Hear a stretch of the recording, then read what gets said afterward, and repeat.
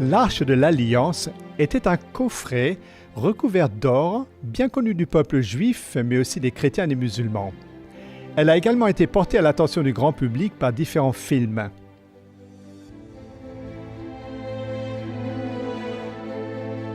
Mais quelle était-elle exactement, cette Arche de l'Alliance? Les textes les plus anciens qui en parlent se trouvent dans la Torah, appelée des Juifs Tanakh, et Ancien Testament par les chrétiens. Ces textes nous parlent du Dieu suprême, celui qui revendique être le créateur de la planète Terre, celui qui écrivit les 10 commandements sur 2 tables de pierre. Ces tables, qui furent placées dans un coffret recouvert d'or, lequel fut refermé par un couvercle surplombé de 2 chérubins, un à chaque côté du couvercle. L'arche avait 2 fonctions. Tout d'abord, c'est au-dessus d'elle que le créateur de l'univers se manifestait. Cette arche qui contenait la loi divine, le Créateur s'en servait de trône. Deuxièmement, l'arche fut placée dans le sanctuaire terrestre avec d'autres objets sacrés.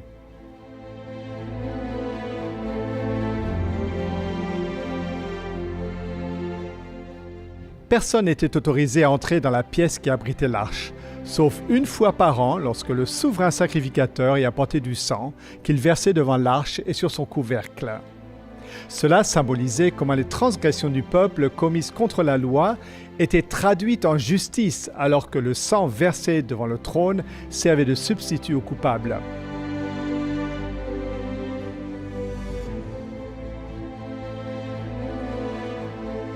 Plus tard, l'arche fut transportée dans le premier temple construit à Jérusalem. Et encore bien plus tard, quand les Babyloniens assiégèrent la ville et détruisirent le temple, on pense que l'arche a été cachée ou bien qu'elle a disparu.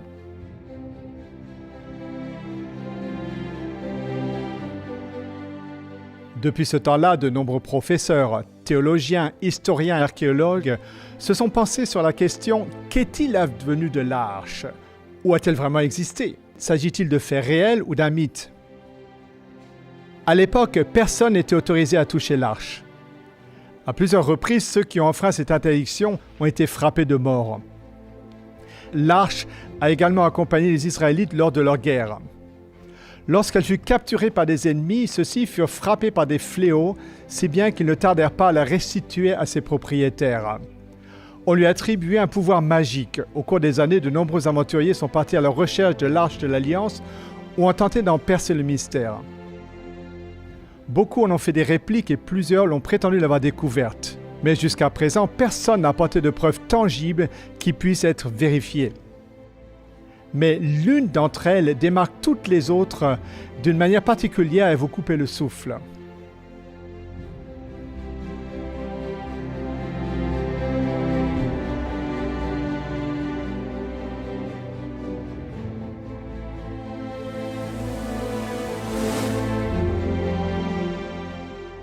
La disparition de l'arche est restée un mystère pendant très longtemps. Toutes les sources mentionnant sa cachette ont été décrites bien après sa disparition et sont basées soit sur des oui-dire, soit sur des spéculations. Elle a été mentionnée une dernière fois dans la Bible quand le roi Josias ordonna de la remettre dans le temple. Mais nous savons qu'environ 35 ans plus tard, à l'époque des fils de Josias, les Babyloniens ont conquis Jérusalem. Détail intéressant, le récit ne contient aucune mention de l'arche, alors que d'autres objets qui ont été réquisitionnés y sont mentionnés. Cependant, le livre des Maccabées, qui est apparu beaucoup plus longtemps, des années après la disparition de l'arche, affirme que celle-ci fut cachée dans la montagne de laquelle Moïse avait vu la terre promise avant de mourir. Le livre de Baruch, un livre encore plus récent, prétend que Dieu avait laissé le sol en dessus de Jérusalem l'engloutir et que l'arche réapparaîtrait à la fin des temps. Et la littérature médiévale affirme que l'arche fut transportée en Éthiopie et certaines spéculations du XXe siècle mentionnent l'Égypte et même l'Irlande. Mais la signification de l'arche pourrait nous aider à savoir où elle se trouve. La fonction principale de l'Arche de l'Alliance était d'être le siège du gouvernement divin au cœur de son temple terrestre. L'arche avait de nombreuses fonctions et ne se limitait pas aux rituels sacrificiels.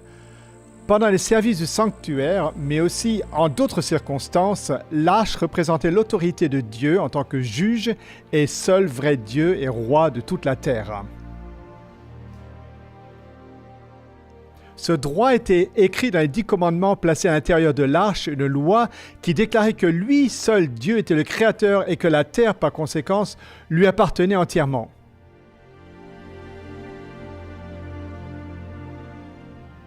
Le Dieu de la Bible a dit que l'arche appartient à l'Éternel, le Seigneur de toute la terre. Le Dieu de la Bible est le Seigneur de l'univers et toute la terre est à lui. Il est le Maître absolu, très haut et redoutable. Il règne sur la terre.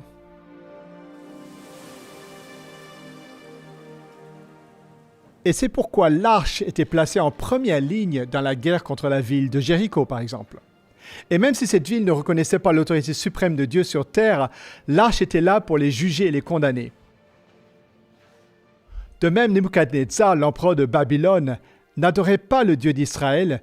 Lui et d'autres rois de cette époque furent quand même jugés par Dieu. Les Assyriens, Madianites, Cananéens, Égyptiens, Éthiopiens, Philistins et de nombreuses autres nations qui rejetaient Dieu comme leur Dieu furent elles aussi jugées selon les normes divines.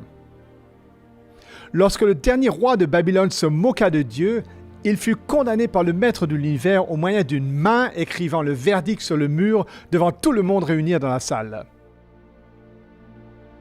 Dieu montre que quelle que soit votre religion ou votre origine ethnique, vous serez jugé selon les lois du Créateur et non selon votre propre entendement ou les normes morales de votre culture spécifique.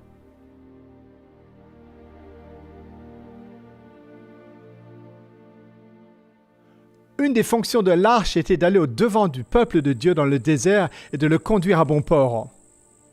Elle est aussi mentionnée lorsqu'il fallut résoudre un conflit d'autorité sur la personne choisie par Dieu. Elle précéda les Israélites lors de la traversée du Jourdain, ce fleuve qui s'est miraculeusement ouvert, permettant au peuple de passer de l'autre côté. Elle participa au renouvellement de l'alliance entre Dieu et Israël au mont Ébal.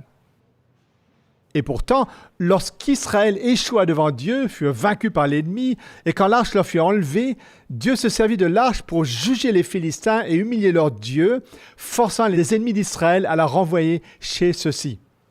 Dans cette situation, Dieu utilisa l'arche comme un symbole de sa royauté.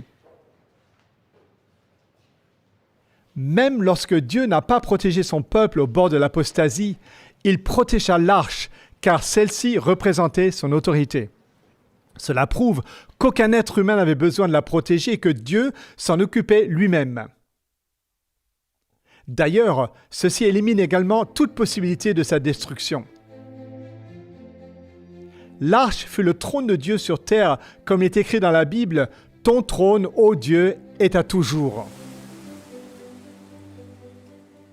Alors que Jérémie venait d'assister à la destruction de Jérusalem et du Temple, voici ce qu'il avait à dire sur le trône de Dieu, quelque chose d'entièrement différent. « Toi, l'Éternel, tu règnes à jamais. Ton trône subsiste de génération en génération. » Alors qu'est-il vraiment arrivé? Dieu avait dit à Jérémie que la ville et le temple allaient être détruits. Il était préparé, lui, Jérémie et beaucoup d'autres. La chose la plus naturelle à faire était donc de cacher l'objet le plus sacré qui était l'arche de l'Alliance.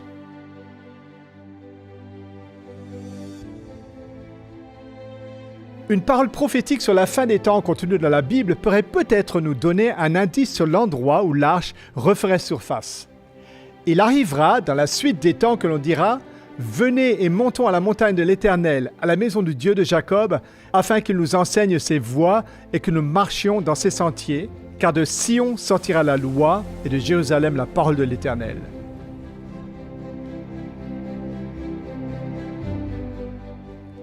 L'archéologie fit ses débuts au XIXe siècle lorsque différents chercheurs partirent au Moyen-Orient à la recherche d'anciens vestiges.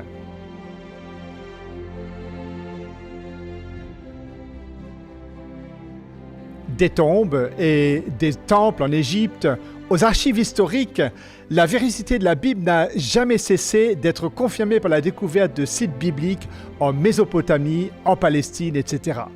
La Bible mentionne de nombreuses villes et des nations anciennes. Des documents anciens écrits par ces nations ne cessent de confirmer l'Écriture. Jusqu'alors, même l'existence de Babylone avait été considérée comme une légende par beaucoup de gens, jusqu'au jour où on en trouva les vestiges. Quant à Jérusalem, elle fut constamment habitée depuis l'époque où l'âge disparut.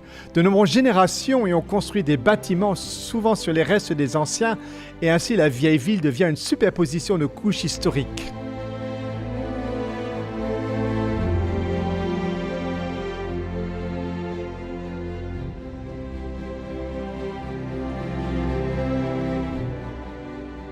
En 1854, un missionnaire du nom de James Barclay marchait le long des remparts de Jérusalem lorsqu'il culbuta sur l'entrée d'une grande cavité située sous la vieille ville, pleine de souterrains. Fermée pendant des siècles, cette cavité s'étendait sur 5 pâtés de maisons.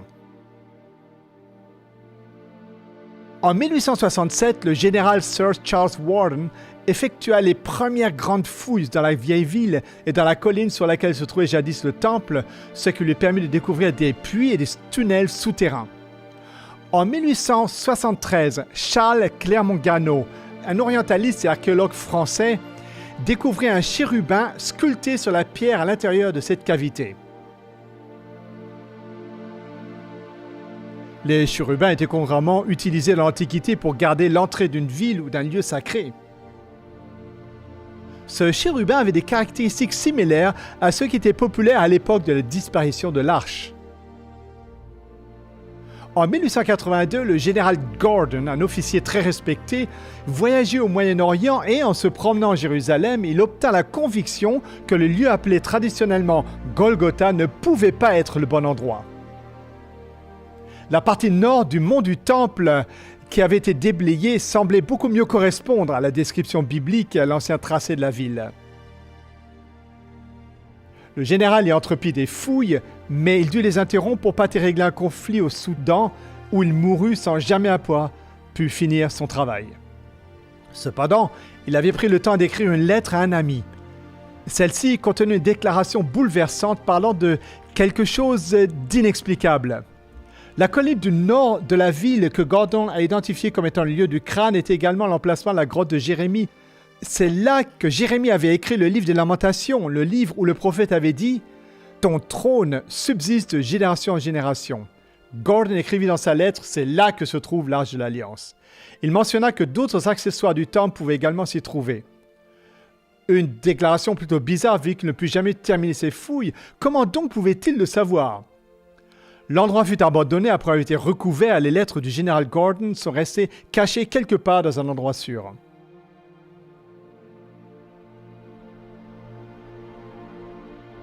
Une centaine d'années plus tard, un homme du nom de Ronald ou Ron Wyatt avait commencé à prier Dieu de se servir de lui pour montrer au monde que la Bible était véridique.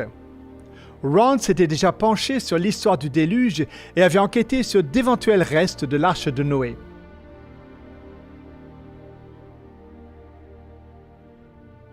Il avait également étudié la route de l'exode d'Égypte en Canaan et avait cherché l'endroit où ils avaient pu traverser la mer.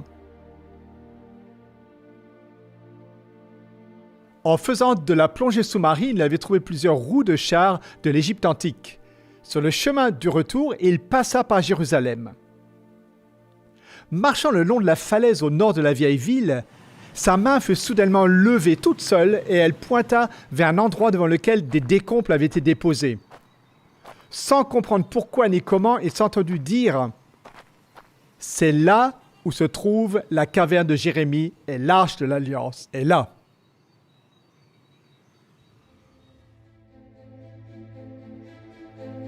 Ron fut bouleversé par ce qu'il venait de lui arriver, car il n'avait jamais vécu une telle expérience auparavant. Il n'avait même pas pensé à chercher l'arche. Troublé, il retourna chez lui aux États-Unis pour essayer de trouver de quoi faire des recherches et découvrir si l'arche pouvait bien être là. Il étudia les murailles du siège babylonien, là où à l'époque l'arche avait été vue pour la dernière fois. Il essaya de déterminer quand elle avait dû être enlevée et aussi les contraintes de temps et d'espace pour la cacher.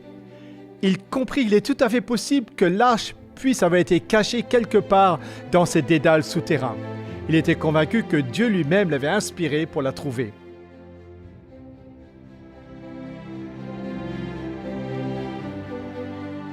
Ron et ses deux fils commencèrent donc à creuser à l'endroit que sa main avait indiqué.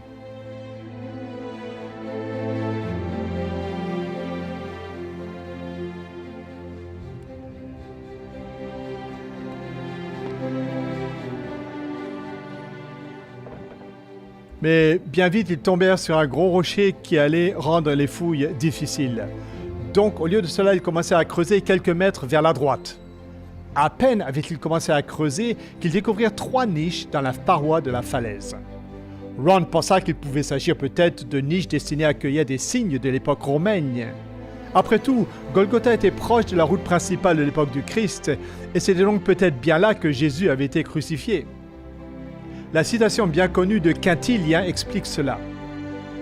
Partout où l'on crucifiait des criminels, on choisissait des routes très fréquentées pour que beaucoup le voient et soient émus par la crainte, car toute punition ne savait pas tant la vengeance, mais plutôt d'effets dissuasifs.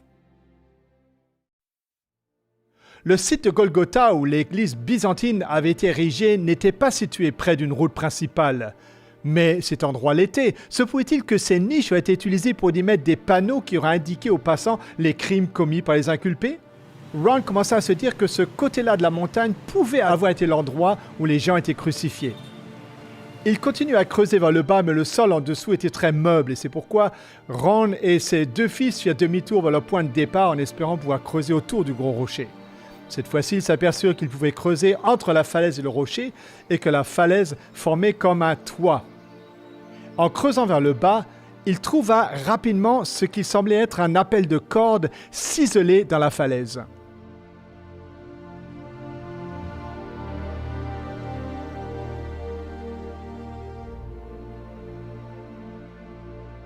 Il était sur le point de découvrir à quoi il aurait pu servir. À 11 mètres et demi sous la terre, les 3 se retrouvèrent dans ce qui semblait être une citerne.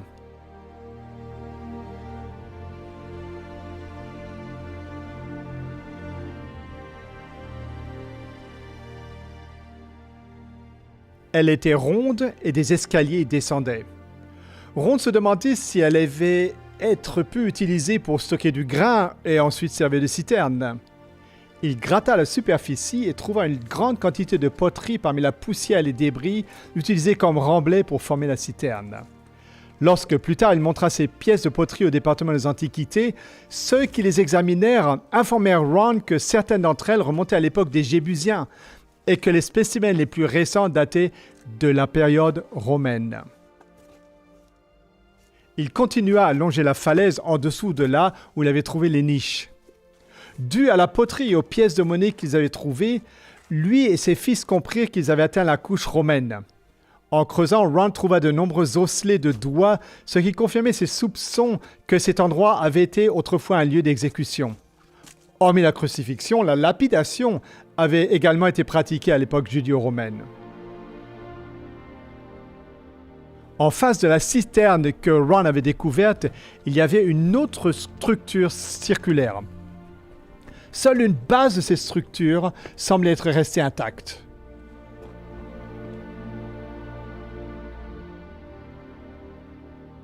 Alors qu'il examinait les lieux, Ron remarqua une partie de la caverne avec un mur et une pierre se dressant horizontalement à l'extérieur du mur en face de la falaise.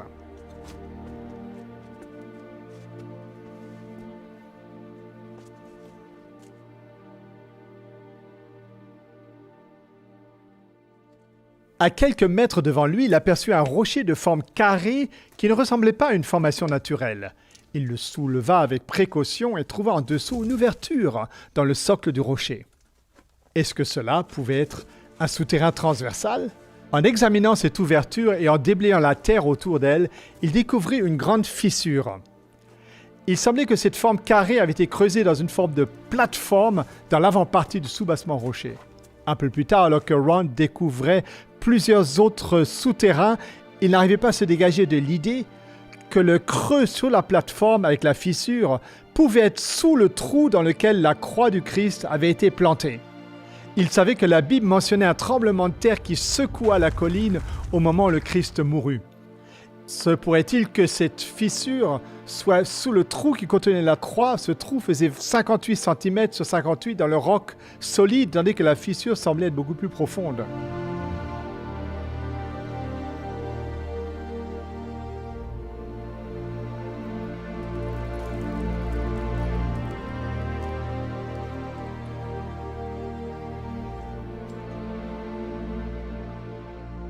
Il n'est pas exclu que de nombreux chrétiens qui savaient où le Christ avait été crucifié voulu faire de ce site un lieu de pèlerinage.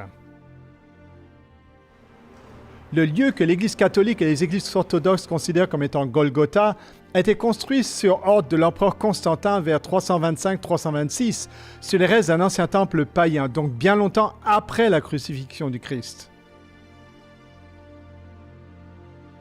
Or, les vestiges que Ron découvrit remontaient à l'époque romaine et pouvaient bien dater de l'époque juste après la crucifixion. En 70 après Jésus-Christ, les Juifs furent soit massacrés, soit envoyés en exil et Jérusalem fut transformée en une base militaire romaine. Cela signifiait que le site n'était plus utilisé pour des crucifixions. Ron trouva dans la structure du bâtiment des pièces de monnaie datant de 135 après Jésus-Christ et d'avant, mais aucune d'après. En 130 après Jésus-Christ, les chrétiens se sont établis là à la place des Juifs, si bien que cette structure a probablement été construite par des chrétiens à cette époque ou plus tôt. Cela veut dire que c'est probablement le premier site à être reconnu comme le véritable Golgotha. Le site du Golgotha de l'église byzantine, l'église du Saint-Sépulcre, fut construit environ 200 ans plus tard, donc à une époque où la connaissance des lieux avait plus ou moins disparu. Plus l'époque était proche de la crucifixion, plus ils en auraient su les détails de ce qui s'était passé. Le fait que les pièces de monnaie que Ron trouva dans l'ancien site datent de 135 après Jésus-Christ indique que celui qui a construit et utilisé cette ancienne structure l'a apparemment abandonnée à l'époque et a quitté la région. Le fait que les fondations soient encore intactes pouvait indiquer qu'elles n'avaient pas été détruites par les envahisseurs, mais qu'elles étaient probablement tombées dans l'oubli. Après le temps, elle finit par être recouverte de décombres et d'ordures.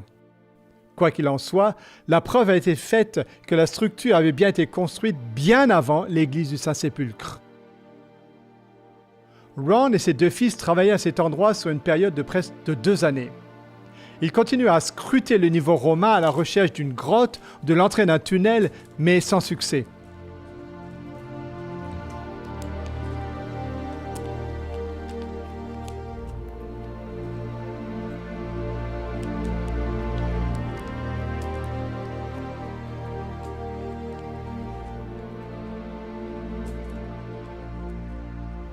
Ron avait l'impression qu'il lui faudrait percer une fissure dans la paroi de la falaise. Emplis d'une étrange sensation, les trois se sont mis à prier et à l'aide de marteaux et de burins, ils virent que derrière la fissure, il y avait une cavité. Ils agrandirent le trou pour pouvoir s'y faufiler. La cavité faisait 4,50 m de hauteur et de large. Ron était électrifié à l'idée que l'arche pourrait se trouver juste là à l'intérieur. Mais la cave était vide et conduisait à une quantité innombrable de puits et de souterrains à l'intérieur de la montagne.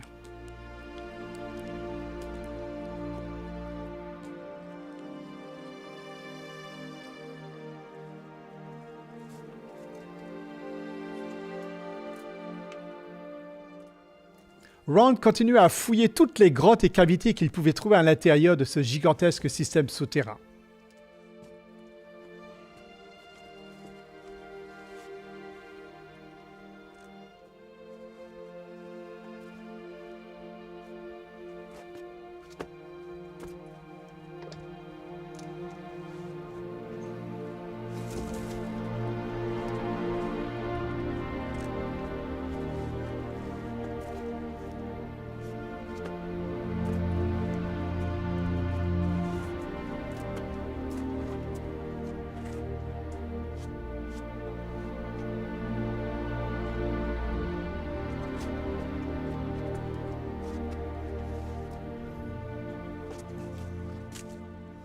Pendant 2 années, les trois firent l'aller-retour entre les États-Unis et Jérusalem pour récolter les fonds nécessaires à la continuation. En décembre 1981, ils poursuivirent leur travail dans les souterrains à la recherche de toute ouverture, fissure ou cave qui pourrait s'y trouver. Cependant, tous les trois prirent sérieusement froid. Les 2 fils de Ron rentrèrent aux États-Unis et Ron dut compter sur l'aide d'autres personnes pour continuer. Il n'était pas question de renoncer au projet, car Ron avait l'intuition que Dieu lui avait promis qu'il découvrirait l'arche lors de ce voyage. Mais voilà qu'il avait utilisé toutes ses épargnes et qu'il était malade et que le travail était épuisant. L'un des habitants de Jérusalem l'aidait en arrivant à se faufiler par certaines des peu plus petites ouvertures, car il était plus mince et pouvait donc se rendre là où Ron ne pouvait pas. En regardant autour de lui, Ron aperçut un passage ressemblant à une cheminée et de là un petit tunnel où Ron devait expirer pour pouvoir s'y faufiler.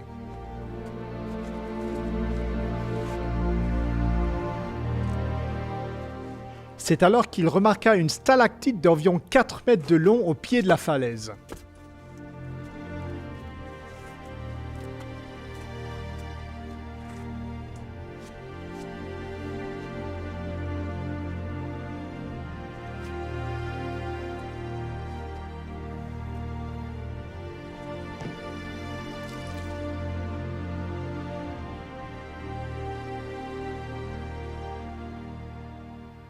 Derrière celle-ci se trouvait une cavité. Ron essaya de voir ce qu'il y avait, mais sans succès. Alors il agrandit le passage et put voir qu'à l'intérieur, il y avait une grotte. Mais elle ne ressemblait pas très prometteuse, probablement rien d'autre qu'une cavité pleine de cailloux. Mais il décida quand même de s'en assurer en élargissant encore une fois le passage pour que son aide puisse s'y glisser. Mais celui-ci en ressentit rapidement le regard terrifié, le visage en larmes. « Mais qu'est-ce qu'il y a dedans? Mais qu'est-ce qu'il y a dedans? Je n'y retourne pas. » Il essaya de sortir du système de souterrain aussi vite qu'il le put et Ron comprit qu'il y avait là quelque chose d'hors commun. Il agrandit le trou suffisamment pour pouvoir s'y glisser, c'était le 6 janvier 1982. Il y avait environ 450 mètres entre les rochers et le plafond.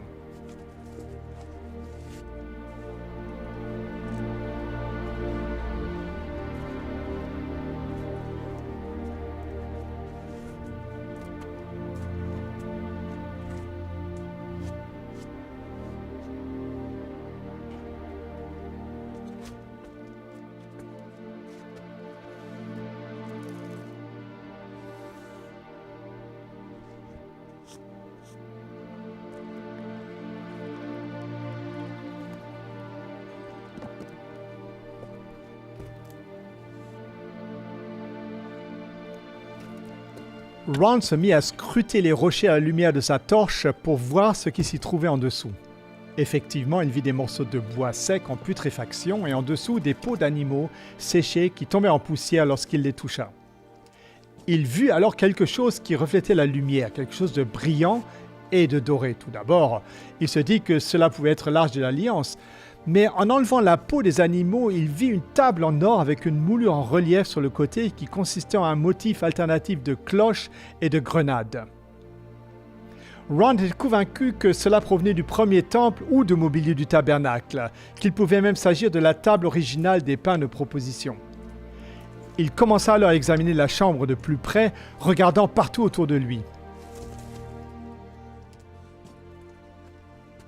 À la lumière de sa lampe, il aperçut une fissure dans le plafond. En grimpant près des rochers à l'arrière de la cavité, il vit juste en dessous de la fissure un caisson fait de pierre.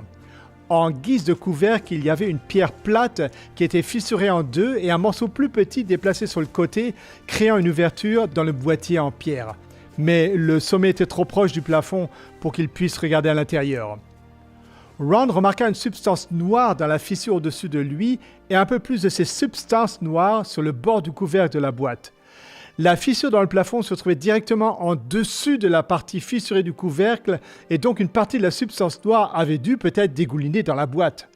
Et c'est à ce moment-là, comme se rappelle Ron, qu'il s'est évanoui alors qu'il se rendait compte de ce qu'il était en train de vivre.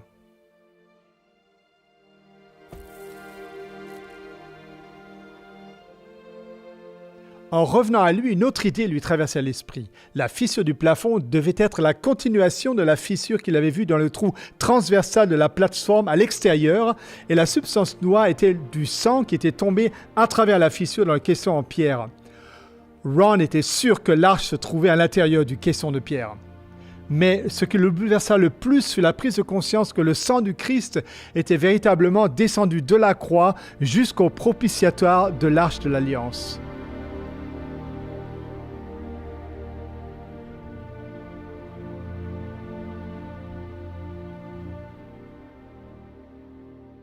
Ron perdit conscience et resta évanoui pendant un laps de temps. Plus tard, il revint dans la cave et réussit à confirmer que c'était bien l'arche de l'Alliance. Il informa le gouvernement israélien de sa découverte, mais on lui dit de garder le silence. Mais Ron ne put garder le silence pendant longtemps. Il visita la chambre à plusieurs reprises et répertoria plusieurs objets qui se trouvaient dans le coffret de pierre en plus de l'arche de l'Alliance. Le chandelier à 7 branches avec ses lampes du sanctuaire d'origine, l'autel d'or de l'encens, la table des pains de proposition, un encensoir en or, un éphod, une mitre avec une grenade en ivoire sur la pointe, un poids en laiton, des lampes à huile, une bague en laiton et une très grande épée.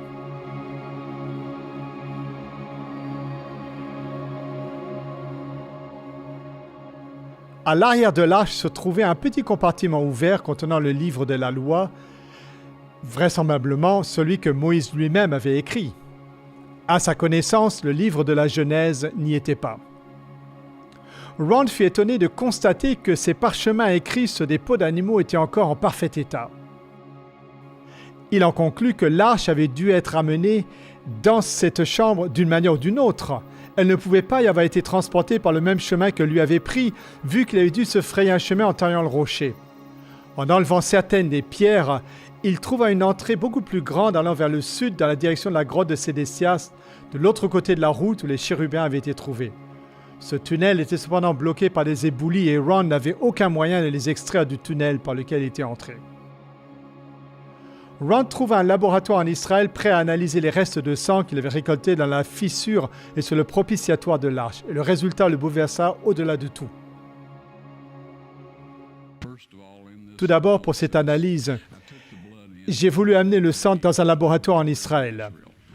J'ai demandé à l'un de ceux avec qui je travaillais dans le département des antiquités où se trouvait un bon laboratoire pour faire un travail fiable. Et ils m'ont dit, va à tel et tel laboratoire.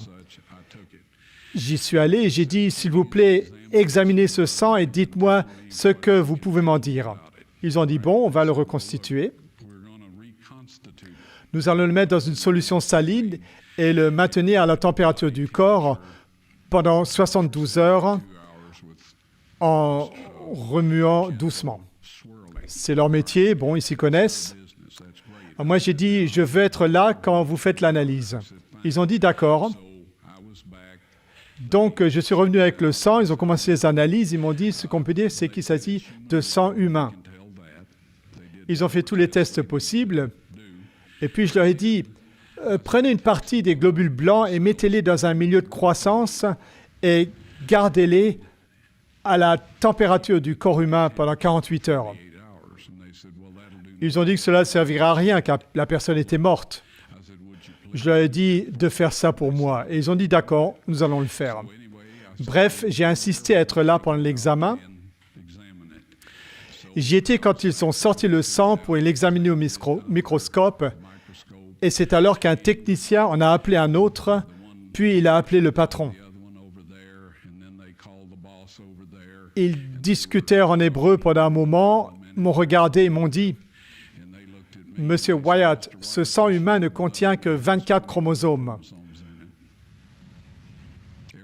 Le sang normal en a 46, c'est-à-dire 23 de la mère et 23 du père. 22 autosomes de la mère et 22 autosomes du père. Vous obtenez un X de votre mère et de votre père, vous obtenez soit un X, soit un Y.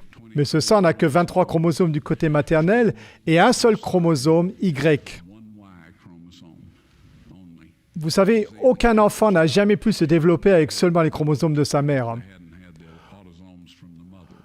Or, ici, toutes ces caractéristiques physiques ont été déterminées par les autosomes du côté de la famille de sa mère. Sa masculinité est déterminée par ce Y qui provenait d'une source, mais pas d'un mâle humain. Ensuite, ils ont dit, et en plus, ce sang est vivant. Alors ils ont dit, il est de qui ce sang?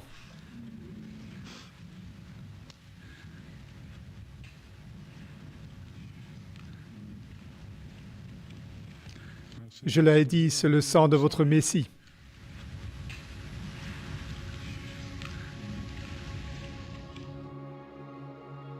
Lorsque les gouttes de sang tombèrent sur le propitiatoire, la preuve a été faite que c'était pour le péché contre cette même loi que le Christ était mort. Nous transgressions des commandements divins, pas des lois humaines ou des règles religieuses. Et ce sont ces lois que nous avons enfreintes. Et c'est pour cela que nous devons nous repentir. Et voilà que Dieu a vraiment envoyé son Fils pour mourir à notre place. Ron voulait montrer tout cela au monde entier tout de suite, mais Dieu l'en empêcha.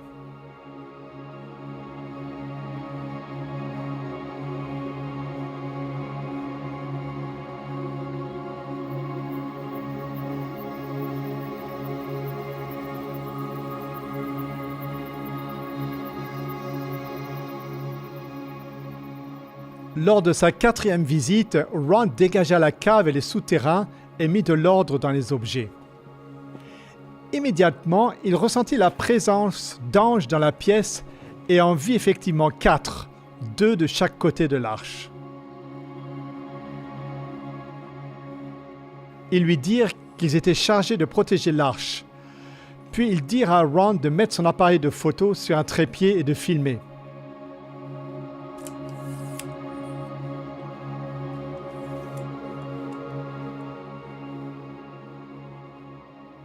Ils soulevèrent le propitiatoire et l'aidèrent à en retirer les 10 commandements gravés sur les 2 tables de pierre.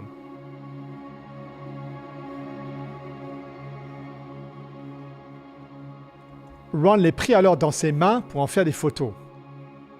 Ensuite, les anges indiquèrent à Ron le moment où Dieu avait prévu de montrer tout cela au monde. Au moment désigné par Dieu, lorsque les lois nationales du dimanche entreraient en vigueur, peu de temps après cela, l'arche devrait être montrée au monde. Ron comprit tout de suite ce que l'ange voulait dire qu'il avait étudié le sujet au préalable. L'ange parlait de l'application de la marque de la bête mentionnée dans Apocalypse 13 et 14 comme étant la dernière tromperie et la dernière épreuve à venir sur le monde avant la seconde venue du Christ. La loi et le sang du Christ sont la preuve qu'il existe une version des 10 commandements fabriquée par l'homme et qui sera imposée aux habitants du monde entier. Cette découverte servira de témoignage contre la conception erronée du salut telle qu'elle est prêchée par de nombreux dirigeants religieux. Ron est décédé en 1999 sans avoir vu l'accomplissement de cette annonce des anges, mais il savait que ce qui s'était passé avait été filmé. Donc il consacra les derniers mois et années de sa vie à parler autour de lui de l'amour du Christ et de son sacrifice pour nous. Puis il avertit les gens de la marque de la bête. Veuillez écouter son message important et son avertissement. Cet ensemble de lois, c'est ce que les créatures de Dieu doivent respecter. Cette loi est la fondation de son trône, au ciel et sur la terre. En effet, il a été dit à Moïse de construire selon le modèle qui lui a été montré sur la montagne, un sanctuaire où Dieu habiterait. Il s'agirait donc bien de la demeure terrestre de Dieu. Ce propitiatoire était le trône terrestre de Dieu et il l'est toujours. Et la gloire de la Shekinah y a habité pendant des centaines d'années jusqu'à ce que les Juifs sombrent dans la rébellion et le paganisme, si bien que Dieu décida de ne plus habiter au milieu d'eux. Nous y reviendrons peut-être un peu plus tard, mais cela, c'est le message du propitiatoire. Il y a une déclaration dans l'Écriture qui se trouve dans le chapitre 2 des 2 Thessaloniciens. Elle parle de l'homme du péché qui s'élèvera au-dessus de tout ce qu'on appelle Dieu ou de ce qu'on adore jusqu'à s'asseoir dans le temple de Dieu se proclamant lui-même Dieu. Ceci dit au passage, cela signifierait que si quelqu'un peut s'asseoir dans le temple de Dieu, il faudrait qu'il en construise un, mais à l'heure actuelle, il n'y en a pas. À l'heure actuelle, il y a sur la planète Terre un homme qui, lui et ses prédécesseurs, ont changé la loi de Dieu. Ils ont changé la loi de Dieu en éliminant le 2e commandement qui dit « Tu ne te feras point d'image taillée ni de représentation quelconque des choses qui sont en haut dans le ciel, et tu ne te prosterneras point devant elles. » Comme cela les dérangeait, ils ont retiré le 2e commandement et ont divisé le 10e en 2 pour qu'il y en ait toujours 10.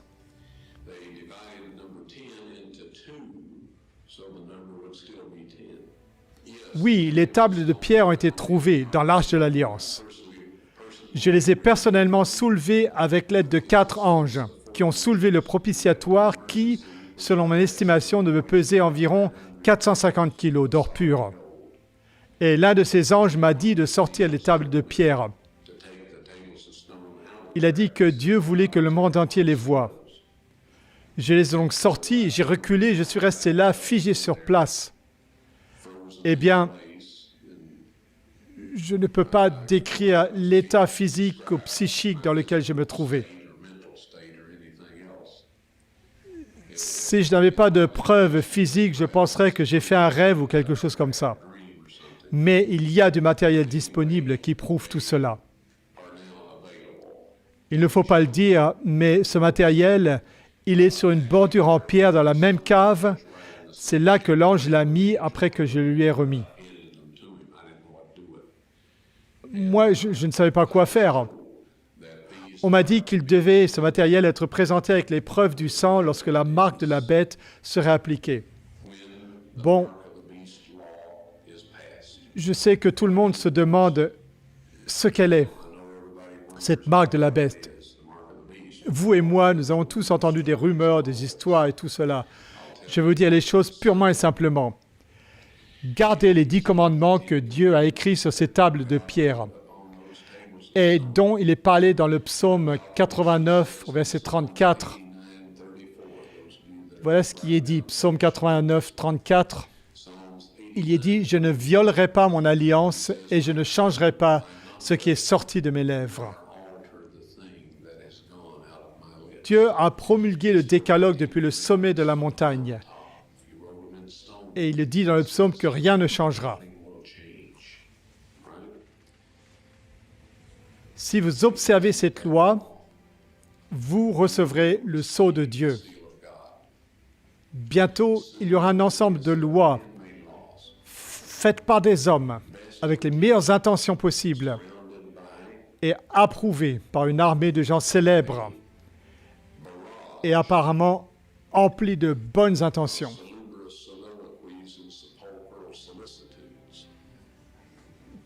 Tout ça, ce sont des histoires à l'instigation du diable pour vous faire croire que c'est la meilleure chose qui soit arrivée à la race humaine.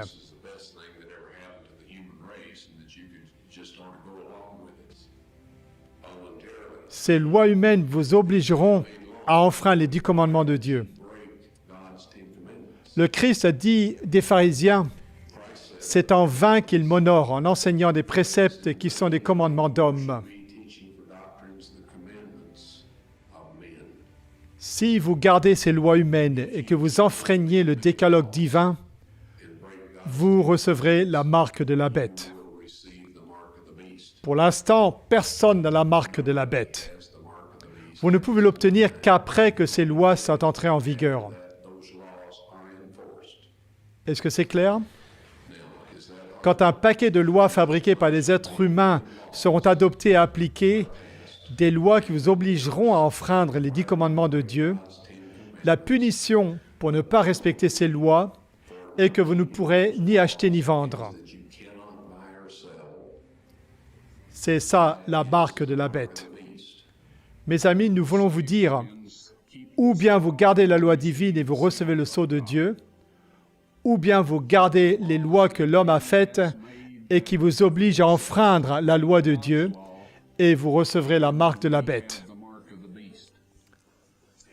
Cela peut paraître un peu simpliste. Je sais qu'il y a des gens qui parlent de toutes sortes d'histoires, disant par exemple qu'il s'agit d'une puce informatique, mais il s'agit de respecter les lois de l'homme au lieu des lois de Dieu. C'est ça, la marque de la bête. Comme le Christ l'a dit à ses disciples en parlant des dirigeants juifs de son époque, c'est en vain qu'ils m'adorent en enseignant les doctrines et les commandements des hommes. Dieu n'a pas accepté l'offrande des fruits et des légumes de Caïn, et il n'acceptera aucun substitut à notre loyauté envers lui, qui consiste en gardant ses 10 commandements. Et il viendra un temps où, si vous faites cela, vous ne pourrez ni acheter ni vendre. Il est dit dans le psaume 89, 34, « Je ne violerai pas mon alliance et je ne changerai pas ce qui est sorti de mes lèvres. » Et ça, ce sont les 10 commandements. Ça, c'est l'alliance de Dieu envers nous.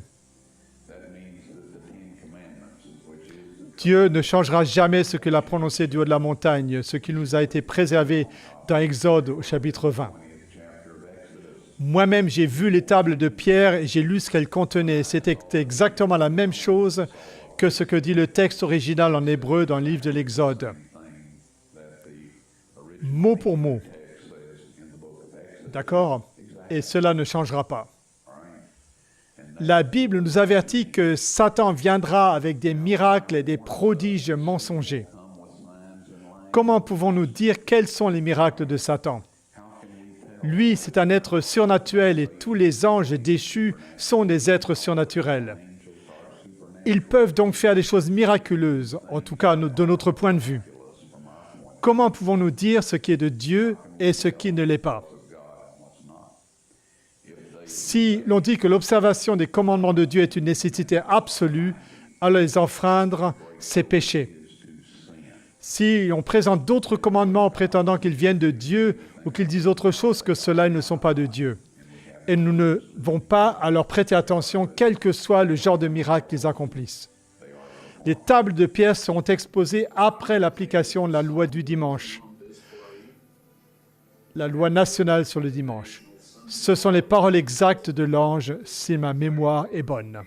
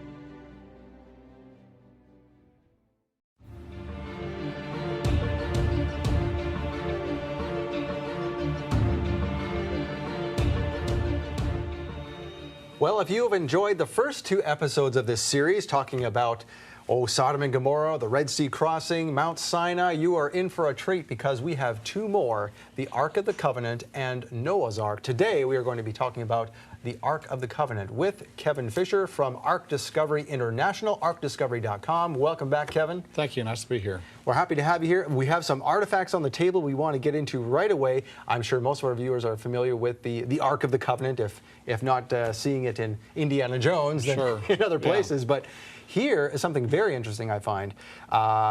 The design of the Ark, which we'll get into, there is a first-hand account from Ron Wyatt. Yes. And this is his rendition printed out with a 3D printer. Yes. In the back, we see the drawing that he had Jim Pekoski do. He told Jim how to draw it.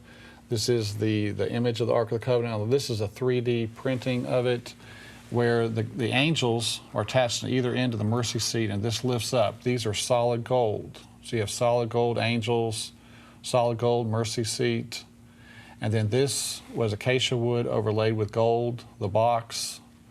And so the mercy seat, was very holy, and so it was made of solid gold, and that these would lift up and be removed from the box or the ark itself. And of course, the tables of stone would rest inside of there. Now, another thing we want to point out before we get into any more detail is this tiny little pomegranate right here. Now, this is an actual size that something was found in the cave that we're going to Yes. speak of in a moment on the way to find the ark. Yes, there's a tunnel that eventually led to the ark in Mr. White's excavations from 79 to 82. I believe this was found in 1979. It's a little ivory pomegranate that the Israeli Antiquities Authority, Mr. White, gave it to them. Of course, anything he would find during the dig, he would turn over to them. If it was not of any value, they would give it back to him. But they kept this. But shortly afterwards, the Israel Antiquities Authority some things were stolen out of it. Oh. And this was one of the items. And so it ended up in the hands of a French antiquities dealer. And so the Israel Antiquities Authority had to buy it back. And it's documented they spent $550,000 buying this back because they knew it was real. $500,000 Yes. for that. Right. Now, why is it so special? Because it's the only item from the first temple ever made public or ever found made public. Really? So on the shoulder of it, it says, "Holy to the priests in the temple of Yahweh." So this was a priestly item. There's a hole drilled in the bottom of it where a little scepter would stick up into the bottom of it. Okay. So Ron did turn it over to them. It appears in the Biblical Archaeology Review ever so often. There was an article last year, 2016, about it. There's no formal dig associated with it. So some of the people who don't know the inside information about the Ark of the Covenant, they're skeptical of it. Where did this come from? How could this have appeared, out of nowhere? Yeah. But, Ron did operate under a permit, but only a few people knew about it. And it was found in his early stages of the excavation. Now, another thing we have on this table, which I'm sure people are wondering about, is this giant sword. Would you hold that up for a second? Yes. Just look at the size of this thing. This was found inside the cave with the Ark of the Covenant. And we've got a slide later showing the verse in the Bible that states that the sword was kept with the priest in the tabernacle, which is pretty unusual. And David went to the priest to borrow it, and he said, "There's none like it." So it's a very unique sword. It's very large. That's the first thing you see is it's very long. It's 62 inches long, 5 feet 2 inches. That's the first thing. The next thing you see are these rounded hand guards. This is a very accurate replica then. Yes, this is the shape of Goliath's sword. Okay. Found in the cave with the Ark of the Covenant. Goliath's sword. Goliath's sword. Okay. Yes. So it was kept with the temple furnishings. We're told Interesting. in 1 Samuel. So Well, this is all very Yes. interesting. Let's get into this. Where all this Yes. was found. yeah, so we'll get into this a little bit later too, and we see the slide on the verse. We're talking about that. But Okay. So you have a slide presentation to show us of the Ark of the Covenant. Now, Yes. first of all, if it's not in your presentation somewhere, I don't want to steal your thunder, but where is this located? Where will we get into that? The Ark of the Covenant. The Ark of the Covenant. Okay, it's north of the old city walls, Mm-hmm. and it's in the Garden Tomb grounds. It's located in that area, underground in a cave, and that's where Mr. Wyatt found it. It's still there today. Interesting. Okay. Yes. All right. Well, without further ado, go ahead. Tell us about Sure. the Ark of the Covenant and how you found it. Yes, and so our first slide here is myself with Ron Wyatt in 1997. As we were saying, Mr. Wyatt is the discoverer of the Ark of the Covenant. He also found the Noah's Ark site, the Sodom and Gomorrah sites, the Red Sea crossing, the real Mount Sinai in Saudi Arabia. And so his credibility has been established. And when he comes out with this report of finding the Ark of the Covenant, we should believe him. Because, on the Day of Atonement, in historical times, when the high priest would go into the most holy place to anoint the most holy, or the Ark of the Covenant, only one person would go in. And it wasn't a committee going in. It was one person, and Mr. White was chosen by God to be able to go into that cave. He came out with a report, and it's very exciting information. And we talked about the death of those folks who tried to follow in and do something, noble with it, but they died going in. And we talked about that on the first episode of the series. Yes. God, is protecting the ark, In 1995, there were 6 men sent up this tunnel to try to get to the Ark of the Covenant, and they were all struck dead. And Mr. Wyatt was asked to pull their bodies out. I'm assuming because everyone else was afraid to Right. do anything, and he made Right. it in and out alive. Yes. So Wow. the Israelis know that it's real, that it's there, but they don't know what to do. Goodness. Okay, so what are we seeing here? So this is the entrance to the Garden Tomb grounds. This is a very significant area. This is the Protestant location, you could say, of Jesus' burial site. And inside is the tomb of Christ. His feet would have been placed to the right, and then his head to the left. They had to carve out the feet area because he was apparently taller than Joseph of Arimathea. Oh, interesting. This is like 6 feet 4 inches in length right here. And then this is where you exit the tomb. This is the exact place where Jesus walked. It's a tremendous opportunity to be able to walk out of this cave, this Wow. tomb. You can actually walk out where Jesus walked out triumphantly. This is the best place to go on earth. It's incredible. And this is unlike a lot of other archaeological sites that are made up or supposed or assumed. There's enough evidence to suggest that this is the real one. Yes. The ceiling stone or rolling stone, we're told in the Bible, was a great stone, and it was found over at the site we'll see shortly was the crucifixion site. It was moved over there and incorporated with the crucifixion area. So the local Christians knew this was the crucifixion site and the tomb of Christ. So here in front of the tomb, we see a cutout area where early Christians would have done foot washings, service of humility. And so this is an image of Mr. Wyatt. He was the one who found the crucifixion area we're going to see, found the Ark of the Covenant. And if you head back to the further areas of the garden, away from the actual tomb, you'll come to an area where Mr. Wyatt was walking with a gentleman, head of the Jerusalem Antiquities Authority for the Jerusalem area in 1978, and Ron's arm was lifted up, and God put these words in his mouth. There's Jeremiah's grotto, and the Ark of the Covenant is in there. And this is a spot Mr. Wyatt pointed to, a trash heap next to this rock escarpment. Wow. And he was puzzled, why did I say, those words? But the Israeli authority official said that they would provide him a place to stay, they would give him a permit, provide his food. And so in 1979, the next year, he started the excavation for the Ark of the Covenant.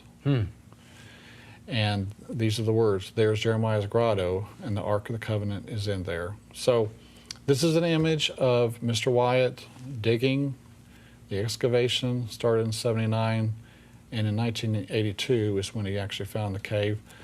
Now here's some of the group there helping him with the excavation. A lot of people volunteered for the dig for the Ark. He'd actually dug 2 tunnels. The first tunnel, he made it into the cave in 1982, January 6th. And then around 1989, 1990, he finished the second tunnel. So digging 2 tunnels, if you're a fraud, all you need is 1 tunnel. But he felt like some of the temple furnishings needed to come out. And he dug a second tunnel that was more direct, a better tunnel getting to the Ark cave, spent a lot of money on that. And so... big enough to drag out some of the items. Yes. Which he never did, incidentally. Right. He understood later that things were not coming out. Was that just for reasons of keeping things holy and leave it alone? Or what was the reason he didn't bring it out? Well, originally the things... there were a lot of stones packed in this cave with the temple furnishings. And in this 4th visit that we'll see in a video here, that everything was cleaned out and everything was placed in order, in orderly fashion. The angels or God arranged everything neatly. And so he felt like, hey, this is a permanent arrangement and that things would not be coming out. He dare not touch it. Yes. Okay. Right. Gotcha. So here's an image of Mr. Wyatt in one of the tunnels, squeezing through. There were chimneys going up and chimneys going down and sliding across a board, a 40-foot chasm below. Oh, goodness. And so the first tunnel, very precarious, 100 feet in length. But Did he dig all of these, or did he find tunnels, dig a little bit and find a tunnel and followed it? What was there were the some process? naturally carved out of the limestone that you could allow you to go a little further, and created some additional routes for him to go down, and he didn't know exactly where underground to look. It was just a matter of exploring and digging through the rock and so forth. But during the excavation, he found these cutouts in the rock, cutouts in the rock face. This is where the signs were placed: Jesus of Nazareth, King of the Jews, at Jesus' crucifixion. And this may have also been placed on the cross itself. But these were large public signs for people traveling through the area to see what was going on here, who was being crucified. Right, because the Romans were very public about that. They wanted to Yes. put their crucifixions on a main road so that no one would dare mess with the Romans. Intimidation, yes, that's part of their plan. This is another image of the cutouts. Mr. White here with one of his sons who helped with the early excavation. And I guess the cutouts were, and with the signs, were like an ancient billboard. Yes, That this is what this person did, Right. and let it be known that you'll Yes. be humiliated if you do the same. the name and what they're guilty of, So, and during the excavation, this is Mr. White's photo, he was able to locate the cross hole. This is the cross hole of Christ. This is a center. Now he found, correct me if I'm wrong, I've heard this where he found 3, and this is the center one. Yes, this is the center one, and it's in the bedrock. But there have been some other photos kind of passed around previously, but this is the correct one here. This is the image taken by Mr. Wyatt. Now is there a crack that we see there in the bottom? Is that what that is? That's actually the handle of a crowbar. Oh, okay. In the bottom area there. But so when he first found the cutouts and the cross hole, and then later he made it into the cave and found here the cave was in a stone box, and there were a lot of stones packed in there on top of the temple furnishings. Underneath the stones were animal skins and boards, but they were protecting the temple furnishings. So Mr. White crawled in there and saw the sarcophagus. It's like a stone box holding the Ark of the Covenant. And inside, this is an image of it again, inside the box was the Ark of the Covenant. Did he try to photograph it? Did he? At that moment, he could not get into it, but his next trip in there, he drilled a hole in the side of the stone box and put in a little camera. He could see the Ark of the Covenant inside of there with that. So, yeah. And then inside the cave, he saw the original entrance by Jeremiah's men. Jeremiah's men hid the Ark of the Covenant in this cave when the Babylonian army had surrounded Jerusalem in 586 BC. They didn't want, of course, the Ark to be destroyed by the Babylonians or taken away, so God had it hidden in this chamber. And this is the entrance here that Jeremiah's men used to bring the Ark in here. And Michael pays attention to this as well with the great secret of Solomon's temple, which is how the Ark of the Covenant was taken out of the temple and then whisked away to this location very secretly. You can Yes. look at that too. Yes. So yes, it was taken down into Zedekiah's cave and then brought up a tunnel underground to this current location, a cave about 40 feet underground. Now, when Christ died and the earth shook and the rocks were rent, a crack came right down the entire face of the escarpment, right past the left side of the cross hole, and the stone opened up. Down below, 20 feet below, God had arranged for the Ark of the Covenant with its mercy seat, if you please, his earthly throne, to be positioned right down there 600 years before in 586 BC when the Babylonian army destroyed the city. When the centurion stuck his spear in Christ's spleen and probably left ventricle to make sure he was dead before he gave the body to Joseph of Arimathea, when he pulled that spear out, the separated platelets and serum of the blood of the Son of God gushed out, went down through that crack onto the mercy seat. and that ratified the Old Covenant and the New Covenant. That is amazing. So how exactly did this happen? So we've got some animation here showing how this happened. We see Christ on the cross. We see the two thieves in front of him. We see the cutouts in the rock in back, Jesus of Nazareth, King of the Jews, and there was a great earthquake. The earthquake opened up the rock below the cross hole. The rock extended down into the cave below, and the stone lid of the box was broken and moved askew. Christ was pierced in his side. The blood came out, ran down this crack, and fell onto the mercy seat of the Ark of the Covenant. Quite amazing stuff. That is. Now this is 18 feet down. Something. There's 18 feet of bedrock. It's 20 feet of bedrock. 20 Yes. feet of bedrock. Now that's plausible because when they thrust the sword into his side, there was a lot of liquid that came out there. Yes. So it is plausible it would travel 20 feet down. Yes. They separated red blood cells, white blood cells, the water and the blood came out of his side and fell down and anointed the Most Holy. And that left side of the Ark of the Covenant, we'll talk about that a little bit later, but it was kept open. It was not ever anointed by the blood of bulls and goats in the past. It was kept vacant for this application.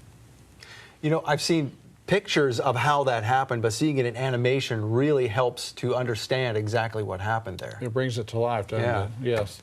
So the blood fell on this left side, the western side of the Ark of the Covenant. Now we're told in Leviticus 16, and he shall take the blood of the bullock and sprinkle it with his finger upon the mercy seat eastward. Before the mercy seat shall he sprinkle of the blood with his finger 7 times. So when the priest went in there on the Day of Atonement, always they sprinkled it toward the east, or would be the right side of the Ark of the Covenant, leaving a vacant left side or western side of the Ark of the Covenant. I'm sure the high priest knew that left side, the western side, was being kept vacant for the application of the Messiah to one day give his blood. And so on the mercy seat, you have the blood of Jesus on the left or western side, and the blood of bulls and goats on the right side, both of them a testimony. Now we're told in Daniel 9:24, 70 weeks have been decreed for your people and your holy city to finish the transgression, to make an end of sin, to make atonement for iniquity, to bring in everlasting righteousness, to seal up vision and prophecy, and to anoint the most holy place. So this most holy place is where the Ark of the Covenant rested. It was called the most holy place because it was the most holy. And we're told here that it would atone for iniquity. What happened on the Day of Atonement? Blood was placed on the most holy. So I believe here in Daniel 9:24, this is prophesying that within this time period of the 70 weeks that the Messiah would anoint the most holy, and that's what happened. And then we're also told in Leviticus 17, for the life of the flesh is in the blood. I have given it to you upon the altar to make an atonement for your souls. For it is the blood that make atonement for the soul. So Jesus' life was represented by that blood. His sinless life was placed on the altar and was making atonement for us. Not a life of a sinner, but a life of a sinless person atoned for our sins. So it's very significant. So the Israel Antiquities Authority, they actually recognize that Ron found chambers at the site. On their website, they say the excavation was conducted south of a natural bedrock outcrop that was identified by General Gordon in 1883 as Golgotha. During the 1980s, Ron White excavated several underground chambers at the site. They're acknowledging that he was there. Now, how many people know this? I didn't know that this was on the IAA website. Yes. So this is, they're actually acknowledging, yes, he found chambers here. Wow. And this is still on there. Well, it was years ago. I don't know if it is Yeah. at this moment, but this is what I found on their website. Wow. Ron White conducted an excavation in the 1980s, which revealed a number of subterranean cavities. So they are acknowledging that he found things there. So today in the gift shop there at the Garden Tomb grounds, they have a book. Here it is sitting there on the shelf. is General Gordon's notes on Golgotha. And inside his book, and he's recognized as Finding Golgotha. He's associated with the Garden Tomb, with the Golgotha, the place of the skull. And in his book, he says, the ark, I suspect, is in Jeremiah's grotto. Jews have a tradition, it is under the Dome of the Rock, but I think it's under the true altar, the skull, where tradition places Jeremiah's writing of Lamentations. So, and then he says, here at Skull Hill, close to the slaughterhouse of Jeremiah, was Titus 1-2, the Roman eagle took the heart of Zion by the throat, for close was the breach. Jeremiah wrote Lamentations in the cave. The Ark of the Covenant is in there. So he is highly revered, General Gordon, and he is acknowledging that the Ark is hidden in that area. And when Ron White was conducting his excavations, he found evidence that General Gordon had been excavating within 10 feet of where he had been excavating. So quite interesting. And in this video clip here, we have Jerusalem at night, where you can see the Temple Mount. So this is a video you have here of the Temple Mount. This is the Temple Mount taken at night from the Mount of Olives. This is where the Temple Mount is where a lot of people say the Ark of the Covenant was hidden under the Dome of the Rock, that area there. But no evidence has been found of such. This is the Western Wall. I believe that the temple was placed up above this originally, and that the Ark could be hidden back in here. But once again, there's no evidence of that. Mr. Wyatt, claims he found it in the Garden Tomb grounds. But this is considered a holy site to the Jews because it's at the base of where the tabernacle was, the second temple, first temple. Here we can see the Jews at the Western Wall. But the Ark is not there. It's not. The Ark was, however, found here on this next slide. It was secreted through this. Transported through there, I should through say. Zedekiah's cave. This is a cave underneath Jerusalem today. You can pay $4, go in here. It's owned by the East Jerusalem Development Company, and the Palestinians own it. You can go inside of there, and here is the signs. King Solomon's quarries. The rock was quarried for the temple out of this cave here. They created the cave basically by quarrying out the rock. But the Ark would have been dropped down from street level up above, down into this quarry in 586 BC. Here we are walking down the steps into Zedekiah's cave. But you can see straight angles here where the blocks were quarried out, 90-degree angles and so forth. Here you can see more 90-degree angles. Obviously hewn with human hands. Yes, where they were quarrying out the rocks. But the Ark was dropped down through here, and there's a sign here indicating that there was a carving at this point, a carved figure. It was found in 1874, and it's now in a museum in London. But this is where it was cut out of the rock, this carving. And what this is a four-legged creature with wings and a type of human head on it.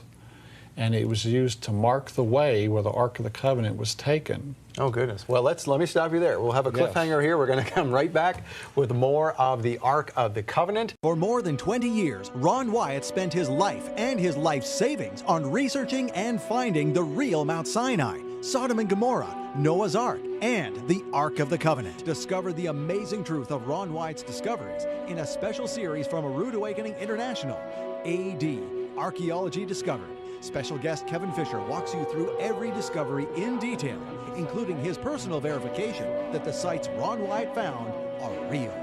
You can see the four major discoveries: the Noah's Ark, Red Sea Crossing, Mount Sinai, Sodom and Gomorrah. Those are visible things. Right now, you can order this fascinating series on DVD and Blu-ray. You'll get all 4 episodes as seen on Shabbat Night Live. It's not for us. God has a timing for this. It's not for us to force the issue, to try to bring it out. So the Israeli Authority, they know it's there. Order AD, Archaeology Discovered. Order online or by phone. And welcome back. Thank you for your support of Shabbat Night Live. Now, in the first section of the program, we talked about several very interesting things. We left you with a cliffhanger about where the Ark of the Covenant was found. It has to do with a carving on the side of a cave. Kevin Fisher, tell us more. Yes, so we saw the carving there, and in 2 Maccabees 2, now the Apocrypha may not be totally 100% inspired, but it does have some nice historical information in it. It says here, Jeremiah found a cave dwelling. He carried the tent, the ark, the incense altar into it, then blocked up the entrance. Some of his companions came to mark out the way, but were unable to find it. When Jeremiah learned of this, he reprimanded them. The place shall remain unknown, he said, until God finally gathers his people together and shows mercy to them. Then the Lord will bring these things to light again. So Jeremiah's men were marking the way when they were taking the Ark of the Covenant. And not far from here is a tunnel that leads all the way up to its current location. But So they were told, you stop carving. yes. They just about gave away the surprise. Right. Okay. So just about 50, 60 feet from here is this large man-made wall that was thrown up hastily. Behind this wall is a tunnel that leads up 370 feet to where the Ark of the Covenant is today. Wow. So if one were allowed by proper authorities to take down this wall, a straight tunnel right to the Ark of the Covenant. Yes. Wow. So here we are standing next to the wall. Again, it's probably 40 to 50 feet across, closing up a tunnel through there. And in our video here, so we're panning across the wall. This is pitch black, but we did bring in a few lights. And you can see that this is a man-made straight wall going across. It does look like it was made in a hurry, doesn't it? Yes, and in Ron's later years, he would come to this wall and he would stand there, and if God wanted him to proceed, a man or an angel would come up to him and say, remove these stones and you can proceed. So, but in the early years, he didn't have that luxury. He had to do the years and years of digging to get to the Ark Cave and so forth. So where the Ark is, it's in a garden in John 19. Now in the place where he was crucified, there was a garden. In the garden, a new tomb in which no one had yet been laid. So the area where the crucifixion site is, there should be a garden and a new tomb. And that's what we have at the Garden Tomb grounds today. Know, I've read that verse 1,000 times, and you don't correlate that these things, according to that verse, if you take it literally, Yes. should be right They next should be door. together, yeah. And so there in the Garden Tomb grounds, you have evidence that this was a garden area. Here's an ancient wine press, very large, one of the largest in Jerusalem. And there's the tomb itself. And in Matthew 27, make it secure as you know how. So they went and made the tomb secure, sealing the stone and setting the guard.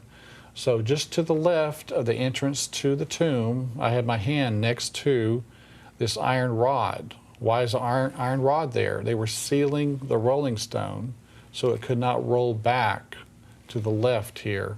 Here's a close-up of it, where the iron rod was broken off by the angel. When the angel came down, he broke off that iron rod that was sealing the stone, keeping it from rolling back, and allowing the stone to be rolled back to the left. And of course, Jesus came out triumphant. And as I understand, there's proof of that because the Romans had an iron pin sealed in molten lead. Yes. That's the way they sealed things. That's what's found in the Colosseum. Yes, And so this was that same construction method. that's right. That's what they found there. So, and also John 19, he bearing his cross went out to a place called Place of the Skull, which is called in Hebrew Golgotha, where they crucified him. And so if you go to the far end of the Garden Tomb grounds, you can look out over the overlook there, and you see a short distance away, maybe 40 yards, is this Place of the Skull. So you can see the two eye sockets here, the nose. And so, again, this is showing us that we're in the correct location. Now this is the cutouts. I'm standing here next to the cutouts. This is near current ground level today. Ground level is a little bit higher than this, about 3 feet. But those are the cutouts, and the Ark of the Covenant would be approximately below where I'm standing there. Wow. This is the way it looks today, as far as there's a deck that's been built there. A nice place to have lunch right on top of the Ark of the Covenant. Right, right. So, yeah, that table is close to where the Ark of the Covenant is, underground, about 40, 45 feet under this. So right around this is where that center cross hole was Yeah, found the as well. cross hole will be underground below this, yes. Okay. In the bedrock. So, once again, here's another angle showing the cutouts to our left here where the signs were placed, Jesus of Nazareth, King of the Jews. And then there's a walkway headed over to the right toward Golgotha, the place of the skull. And we're told in Matthew 27, the rocks were rent. So there was a major earthquake that split the rock and would have allowed the blood to go down into the cave. And in this rock escarpment, you can see large cracks in it where an earthquake took place at some point. Yeah, something definitely happened there, isn't it? Yes. And there's an image again of the cross hole that's down below and in front of where those cutouts were that we saw earlier. This would be the cross So this hole. below that modern deck. Yes, It's below the deck. there. Yeah, it'll be about maybe approximately 25 feet below that. Is that still exposed, or how would someone? It's all covered up. It's all covered up the now? cross hole, yes. Okay. Yes, it's below 20 to 25 feet of earth at this point. But this was the cross hole plug. When the cross hole was not being used, the stone was placed in the hole so it would not fill up with debris, so people wouldn't fall in it or whatever. That's a large hole. Yes, so it's approximately 12 inches by 13 inches. Wow. Yes, and so here it is again. This is probably the bottom side of it where it was turned over. And to the right, we see deck timber from Noah's Ark while we're on the slide. But so That's coming next episode. yes, those are two interesting items there. So there's a cross hole plug. And also in the cave were found 7 oil lamps in the Ark of the Covenant cave. 6 were turned over to the Israel Antiquities Authority, and Ron kept one of them. It's interesting, this lamp here shows a ram in a thicket. Ah, yes, it does. Now- I saw that picture earlier, and I wondered what that goat was doing. We recall a story relating to Abraham where there was a ram in a thicket in Isaac. This is the same hill, Mount Moriah, where Abraham was to sacrifice Isaac. But God said, no, I will provide a sacrifice. He provided the ram that day, but then 2,000 years later, he provided his own son for us.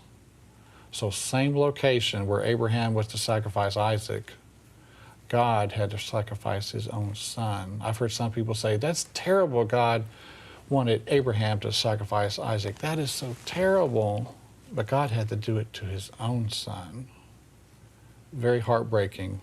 You know. And this is that's an incredible, only by the power of Jehovah, by God, would this be possible that an oil lamp is a marker of that site. Right, right. That's unreal. So, and we're told in 1 Samuel now, David went to the priest to borrow it. And it's the sword we're talking about here. Okay. And the priest said, the sword of Goliath, the Philistine, whom thou slewest in the valley of Elah, it is here, wrapped in a cloth behind the ephod. If thou wilt take that, take it, for there is no other save it here. And David said, there is none like that. Give it to me. And so here we have this is the shape of Goliath's sword. Once again, we saw the length of it is very long. It's 62 inches in length. It's still in the cave there with the Ark of the Covenant. Now it's got this hand guard with these curved ends. What these are designed to do is if a sword comes down here, it can get caught in here, okay? It gets caught inside of there. and that allows Goliath he can just kick the person down. They're so small. I mean, this allows him to move through people. And then another interesting thing is you notice these points here on either side. So there's 2 side points, and then you have the major point. So these side points were designed to rip and tear. As he's slicing across somebody, this will rip and tear their mail, the chain mail that they're carrying, or whatever type of armor. This is designed to slash and tear through somebody.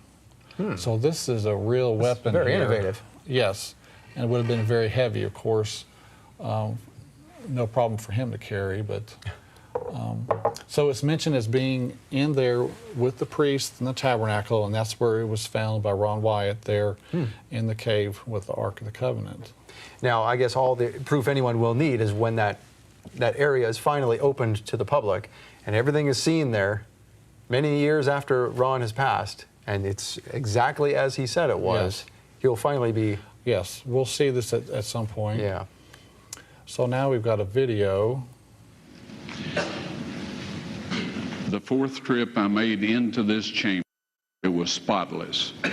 The furnishings were set in perfect order. The Ark of the Covenant, however, had been placed against the wall, the end of the cave. The end of the cave was a beautiful crystal radiating the colors of the rainbow. Now, I know New Age and all that goes in for rainbows, so do homosexuals and all of that. But God used it first, all right? It's around his throne, and it's around his earthly throne. Now, there's no veil in this setup, so it is the earthly, it's God's temple on earth, or his residence where he once dwelt. And anyway, when I found it like this, there were 4 young men standing in there. And I started to say, you know, what are you doing here? And I froze. I couldn't move, couldn't breathe, couldn't do anything. One of the people said, we are the 4 angels that have been taking care of the ark since Moses put the tables of stone in it, right? And they instructed me to set up my video camera with the tripod, aim it at the Ark of the Covenant, and they went over, lifted the mercy seat up. I don't know how heavy it is. I've never tried to lift it, but it's solid gold. And the angel said, take the tables of stone out of there. God wants everyone to see those. I took them out, all right? They put the mercy seat back down over the Ark of the Covenant. I backed away a little bit. The angel came, got the tables of stone, put them on a rock ledge inside the chamber, and I was then instructed to take a sample of the blood from the mercy seat, have that analyzed, and I did everything the angel told me to do. Real quickly, okay, dried blood is dead blood. Everybody knows that, all right? They can test the blood of the pharaohs, the mummies of the pharaohs, all right? There's certain things they can do. They cannot get a chromosome count by any method I'm familiar with, all right? Things keep changing. I don't profess to know everything. However, there's no way I know that you can get a chromosome count out of dead blood. You can get a DNA and some other things, but not a chromosome count, all right? That's done by living white blood cells. Now then, first of all, in this analysis, I took the blood into a laboratory in Israel. I asked one of the people I work with in antiquities, where is a good laboratory that does reliable work? And they said, such and such, such and such. I took it. I just said, please examine this blood and tell me what you can tell me about it. All right? They said, well, look, we're going to reconstitute it. We're going to put it in normal saline and keep it at body temperature for 72 hours with gentle swirling. All right, that's their business. That's great. I said, now I want to be there when you check it out. They said, fine. So I was back. They checked it out. I said, now, they said it's human blood. We can tell that. They did whatever tests they need to do. And then I said, take some of the white blood cells and put them in a growth medium and keep them at body temperature for 48 hours. And they said, well, that'll do no good because it's dead blood. I said, would you please do that for me? And they said, okay, we'll do it. So anyway, I said, I want to be there when you take it out and examine it. So I was back there. They took it out, examined it under a microscope, and the one technician called the other one over there, and then they called the boss over there, and they were talking Hebrew a mile a minute there for a little bit, and they looked at me and they said, Mr. Wyatt, this human blood only has 24 chromosomes in it. Everybody else has 46. You see, 23 from your mother, 23 from your father, 22 autosomes from your mother, 22 autosomes from your father. You get an X from your mother, you may get an X or a Y from your father, all right? This blood had 23 chromosomes from the mother's side, one Y chromosome only. You see, the child could not have developed if they hadn't had the autosomes from the mother. So all of his physical characteristics were determined by his mother's side of the family, her autosomes. His maleness was determined by this one Y that came from a source, not a human male. Then they said, this blood is alive. And then they said, whose blood is this?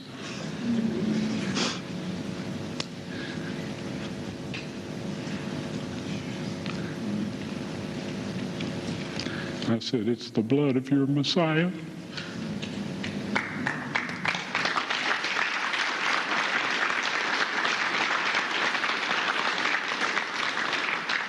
And I assure you, those men's lives have changed. That is amazing. You know, I've heard this from Jim and Penny Caldwell as well. They picked up on this as well, this research of how the blood is not human. That it's human, but it's not like every other human. It's unique, yeah. Right, it's unique. Yes. So, as Ron is saying, a normal person has 46 chromosomes, as we see in this graphic. You have 22 autosomes from each parent, and then the female donates the X sex-determinant chromosome. The male determines the X or Y, depending if it's a male or female. So 46 chromosomes is in a normal arrangement. But with this blood, it's totally unique. As we see here, there's 22 autosomes, and then the X from the mother, but then there's only a Y sex-determinant chromosome given by God, but there's no 22 autosomes from God.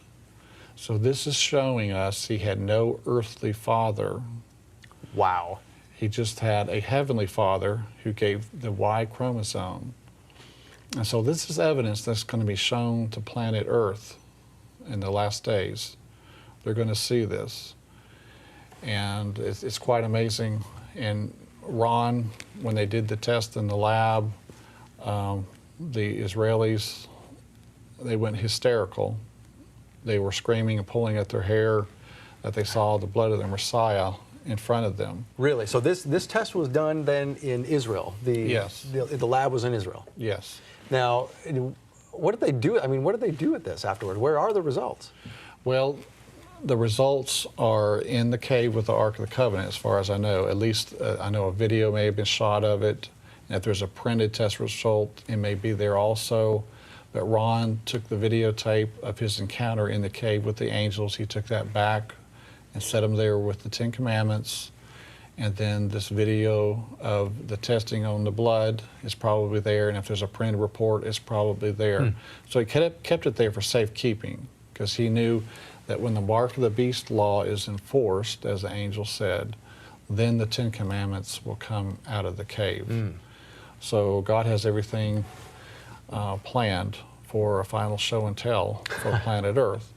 But we're told in 1 Timothy, it says, for there's one God, one mediator between God and men, the man Christ Jesus, who gave himself a ransom for all to be testified in due time.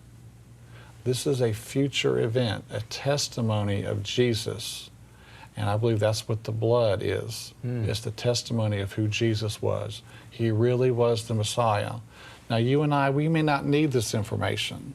You know, we're Christians, you know, we're set, ready to go. But the majority of the world, they have grown up in false belief systems. The Muslims, the Hindus, the Buddhists, even the Jews, they need this. So God is going to provide evidence of who his son was before he judges mankind. He's going to show them Jesus really was the Messiah.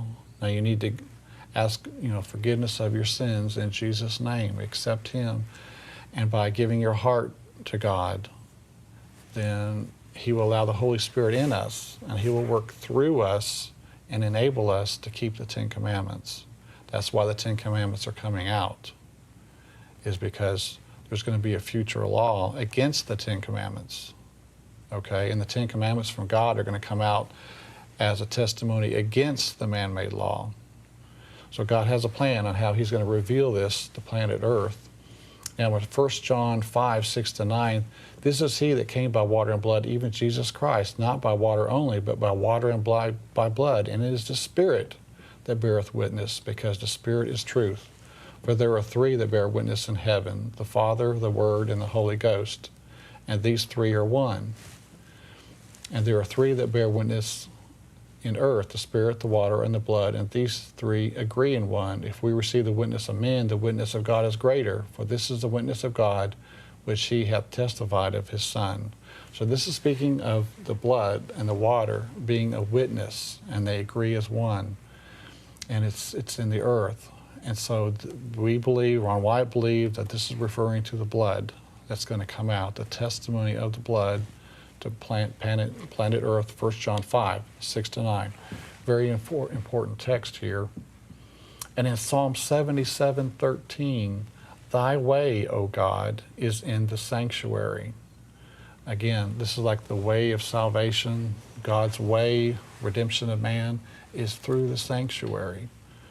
And the blood being on that mercy seat, there on the left side or western side of the Ark of the Covenant, that's the redemption of mankind, evidence there that mankind was redeemed.